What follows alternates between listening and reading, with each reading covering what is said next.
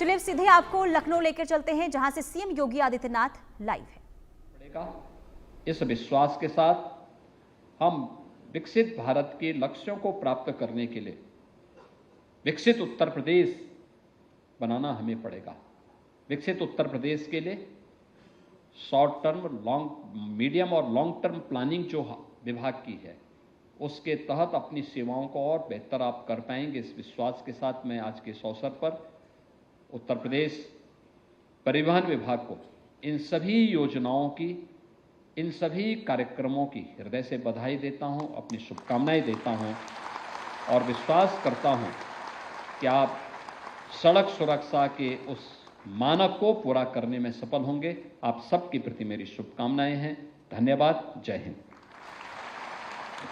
बहुत बहुत धन्यवाद माननीय मुख्यमंत्री महोदय, आपके आशीर्वचन के लिए और दिशा निर्देश।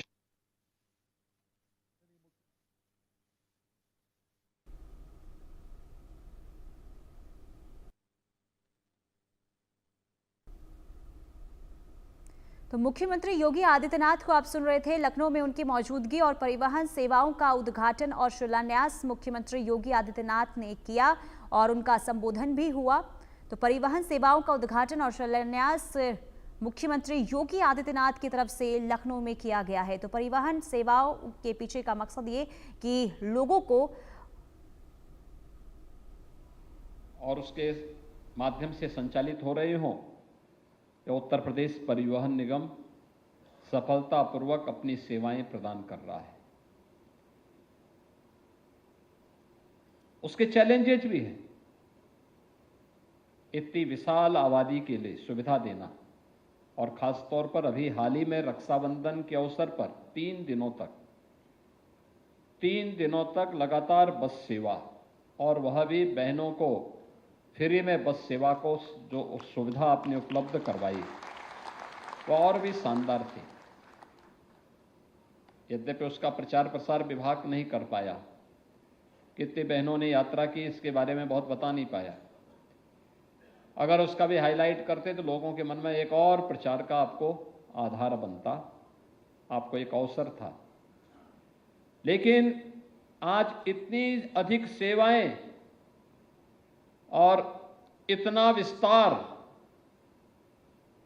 ये आज की आवश्यकता है, लेकिन भविष्य की चुनौतियां भी हम सबको आगाह कर रही हैं। याद रखना, कोई भी व्यक्ति हो या समाज, गांव हो या शहर, जिला हो, राज्य हो या देश, अगर वह समय की गति से पिछड़ जाता है तो हमेशा के लिए पिछड़ जाता है। अगर वह समय की गति से 2 कदम आगे चलने की सामर्थ्य रखता है तो वही प्रगति के पथ पर आगे बढ़ करके अपना विजय श्री का झंडा गाड़ता है। और उस विजय श्री की, प्रगति की यात्रा में विजय श्री का झंडा गाड़ने के लिए हम भी विकसित भारत की इस परिकल्पना के सारथी बनेंगे। परिवहन विभाग के सामने पब्लिक ट्रांसपोर्ट की, सार्वजनिक क्षेत्र से जुड़ी हुई पब्लिक ट्रांसपोर्ट की इन सेवाओं को 3 प्रकार की उन योजनाओं के साथ हमारा शॉर्ट टर्म प्लानिंग हमारी क्या होगी। और चलिए आगे बढ़ते हैं, बड़ी खबर का रुख कर लेते हैं। एसआईआर को लेकर